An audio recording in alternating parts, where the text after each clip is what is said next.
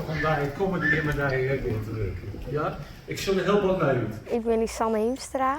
Ik kom uit Harkema en ik ben 11 jaar oud. Ze is de allereerste burgemeester van de gemeente Achtkarspelen. Lisanne Hiemstra van de Harkema.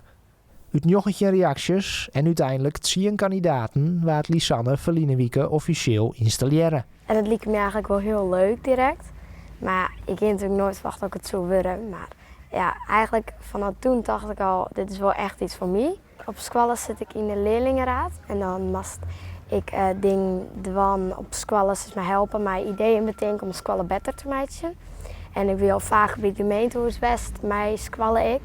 Ze had toen een keer heen geweest naar het gemeentehuis en toen kwam ze wel thuis. Oh mem, ik had de ambtsketen van de burgemeester omgaan en ik wil burgemeester worden.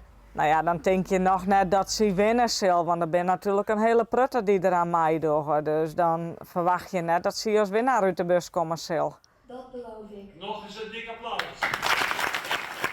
Na de zomervakantie zal Lisanne echt los als burgemeester. Ze zal opkomen voor de belangen van de band in de gemeente.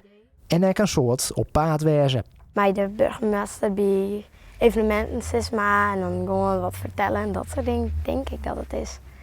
Want ik weet eigenlijk nog helemaal net wat ik verwacht me ervan. Maar de eerste plannen, die binnen er al. Er zijn heel veel ere met meisjes en die wil ik graag helpen. Er meer uitjes te maken die dan goed keer binnen, weinig geld.